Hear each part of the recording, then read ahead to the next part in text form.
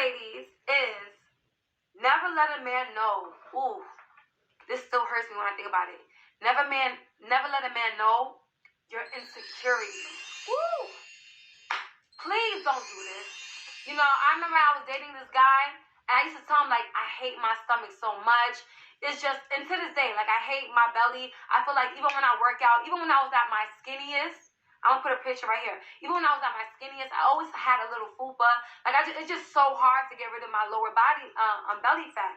And he used to tell me, oh, babe, you're so beautiful. Like, you know, you're perfect. Like, what are you talking about? Do you know the minute we broke up, that's the first thing that he said to try to hurt me? He was like, you need to invest in a personal trainer and get rid of that ugly ass effing stomach of yours. You looking pregnant out here, or something like that. Like, he just went in on my stomach. But Well, what is up, y'all? It's your girl Brand New, and honey, I am back in the building this time. Honey, I'm back to talk about people that like to weaponize your insecurities, okay? That is Love Your Natural that is speaking, you guys. Make sure you subscribe to her YouTube channel. And she is a Cancer, honey, like Miss Robinson, okay? I disagree with what she said, okay? I'm gonna continue to play the audio, and then I will be in and out with my commentary. I can't blame him. I gotta blame myself, because why did I open my mouth to tell him that? Well, maybe, sis, because you loved him, okay, and you needed a soft place to land, and you were feeling vulnerable. Okay, and I get it, you guys. I get what she's saying. You know, don't go around, telling everybody your business. But I feel like if somebody is your man, they are going to get comfortable with you. You're going to get comfortable with them, and you are going to begin to share things with them. Like, what's the purpose in being with somebody if you can't really fully be yourself, right? How do y'all feel about that? So I do understand where she's coming from, but I feel like some of her advice is a bit unrealistic. And I feel like as a woman, you shouldn't blame yourself for a cowardly ass man. Okay, whenever, ladies, a man weaponizes your pain, anything that you tell him you may feel insecure about, that man is telling you the type of man he is. He's a coward.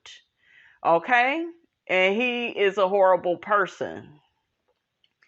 I have told several men, my business that I may have dated in the past. It may have been an insecurity or vulnerability, and several of them did not repeat it or throw it back up in my face. I did have a few that did that. Okay? And those men that did that are cowards and are weak.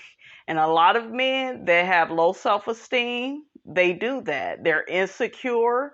Remember, it's all about bringing you down, honey, to that first floor, making you question and doubt yourself. Why? Because that's his mind state. That's where he lives. That's his habitat. Okay, and that is what they do. You always know people by their fruit. It doesn't matter what gifts they buy you, how expensive it is. It doesn't matter if they disrespect you and say hurtful things and then apologize. Like, once you say and do certain things, a sorry can't fix it. It shouldn't have never happened. Okay? So I disagree with her on that. And I feel like we as women, we have to stop blaming ourselves for just being human. Okay, like what is the point in being with a man if you can't, admit how you really feel, if you go be acting like a damn robot when you with him all the time and not really opening up? And do you see what I'm saying? Like, and I get what she's saying, you don't, there's certain secrets and stuff about yourself you should take to the grave. I do believe that. But I feel like a lot of women may have issues, with their body. And I feel like if you are with a man that fat shames you and, just be taking stuff and trying to use it against you, like he is a low down, dirty dog. Okay, he's a scumbag. For real. I don't care how safe you think it is with a friend, with a man. Like, it took me 31 years. Well, I'm 30. I'm about to be 32. 32 years to realize that people are fake. And when you guys have fallouts, that's usually you don't really know someone until you guys have a fallout. And to be honest with you, I done been in situations with certain men where we didn't even really have a fallout. That person would just casually bring up people that I didn't like. Okay, or put me in a situation where I may have to be around somebody that I did not like. And I just think all of that passive aggressive, disrespectful behavior, it just goes to show you who that person really is. Okay, they are a disgusting pig. Disgusting. Who you gotta pay attention to how people handle you when you're on bad terms with them. Okay? They're gonna try everything in their hardest to hurt you. Alright? Especially with men. Do you know, like, I really cried myself to sleep because I couldn't believe it. Like, this man, I would literally tell him everything. And the fact that, he's telling me I'm beautiful, I don't have to worry about my stomach, but in the back of his head, he's like, yeah, that shit is not cute, really bothered me. And I don't want you guys to ever experience that. So you always need to remain confident. You're not going to be confident, like, all the time. You're not. So I just feel like that's very, unrealistic. And sometimes I'm going to say this. When people do stuff like that, they are just revealing the type of person that they are, their character. I have told people some lies just to watch them tell other people. And I was like, wow, that shit wasn't even true. And you went and spread it, all around. So I'm just telling y'all, people go always show you who they are. Okay? They go always show themselves to be, who they really are. And I want to play that Brene Brown clip because I love that clip so much, where she gets to talking about, who you should share your shame story with.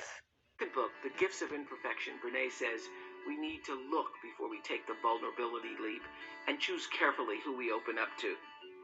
So I love in Gifts of Imperfection where you say if we share our shame story with the wrong person, they can easily become one more piece of flying debris, so well said, in an already dangerous storm. We want solid connection in a situation like this, something akin to a sturdy tree firmly planted in the ground. We definitely want to avoid the following. The friend who hears the story and actually feels shame for you, she gasps and confirms how horrified you should be, then there's awkward silence. Oh, yeah. Then you have to make her feel better. Oh, yeah. Yeah. Have you ever had that happen? Oh, my goodness. Where you're like, yeah. Oh, so God. now you have to put your shingle out for that person. Yeah. Yeah, now I'm still in shame, and I'm one less friend down. I'm like, and you're gone. The friend who responds with sympathy, I feel so sorry for you, rather than empathy. I get it, I feel with you, and I've been there. If you want to see a shame cyclone turn deadly, throw one of these at it. Oh, you poor thing. Yes. Or the incredibly passive-aggressive Southern version of sympathy. I love this. Bless your heart. Yes. That gives me the shivers when you say that. That's Yes. like, I'm fixing to tear you down, and God is on my side. Yeah. It is the worst. We've all been there. The friend who needs you to be the pillar of worthiness and authenticity, she can't help because she's too disappointed in your imperfections because you've let her down. Yes. painful. Oh, I had a friend like that, honey, and I'm so glad we are not friends anymore, okay? She was just low down and dirty. She used to be, why would you even do that? Like, ugh, girl. Where is your empathy and your sympathy, honey? Where is it? The friend who is so uncomfortable with vulnerability that she scolds, how did you let this happen? The friend who's all about making it better and out of her own discomfort refuses to acknowledge that you can actually be crazy and make terrible choices. You're exaggerating, the person says. It wasn't that bad. Right. Yes. And the friend who confuses connection with the opportunity to one-up you. Well, that's nothing. Listen to what happened to me. So when you open yourself up and you're vulnerable enough to share something that has shamed you, what are you really looking for? I'm looking for the person who loves me, not despite my vulnerability and imperfection, but because of it. I'm looking for what I call my move the body friends. I'm looking for the folks who are going to show up and wade through the deep with me. Mm-hmm. And I think it's a myth that you should have more than one or two of those. You know, the TV commercials that show 15 of us laughing and doing that kind of stuff. You got one person in your life who you can call and say, I just told a bold-faced lie to someone I care about and I have no way to get out of it, and I'm in a shame storm of epic proportion. You have one person that look at you and say, all right, let's do this thing. Mm-hmm. I'm with you. I've done it. Let's talk it through. You are so lucky. And if you have two or three, that's Forget it. Forget Lottery. it. Lottery. Yeah. And you know what we all do, myself included, is we steamroll over those people to get the attention and appreciation of the people who will never show up for us like that. And I used to have a friend like that, you guys. Like, I did everything for that girl.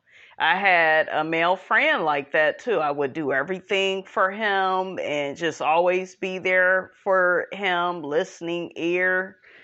And these people will play you to be there for people that would never show up for them. It's really sad, the world, that we live in. Wow. So like, you may be my best friend and you might be all around me all the time, but those folks, those women at the mall that I don't know, they're the ones I'm really worried about. Yeah. Trying to please or prove yourself to them. And you say, of course, we're all capable of being these friends. Yeah. But especially if someone tells us a story that gets right up in our own shame, that's when it hits the nerve, right? You're human, imperfect, and vulnerable. Yeah. Yes. It's hard to practice compassion when we're struggling with our own authenticity or when our own worthiness is off balance. And you know what means the most to me? What means the most to me is if I go to someone with my shame story. And my whole mantra is, you share with people who've earned the right to hear your story. Damn, that is good. Right? Doggone it. Like, you have to earn the right to hear my story. It's an honor to hold space for me when I'm in shame. And so I want to share. And if I share with someone, we need to just pause with that for a moment. Okay. Because this is how people get so messed up and violated. It's like the Bible says, casting your pearls before swine. It's true. Offering yourself up to people who don't deserve to have that offering. That's right. And you have to think long and hard about who has earned the right to hear the story and with whom am I in a relationship that can bear the weight of the story. Wow. Yeah, don't, tell your shame story to a man that you've only been dating 3-6 months, a year, 2 years. You need a man that you can trust, a man that's been in your life for about 5 years plus, I would say. Like, this man that you tell your shame story to, that you may share your insecurities with, he needs to have proven himself, paid a few bills, got it, took you out on some dates, gave you some money, stuff like that. Okay, or if you've ever had any emergencies and he was there, he's a good person. And pay attention, guys, to when you are talking to people, are they listening?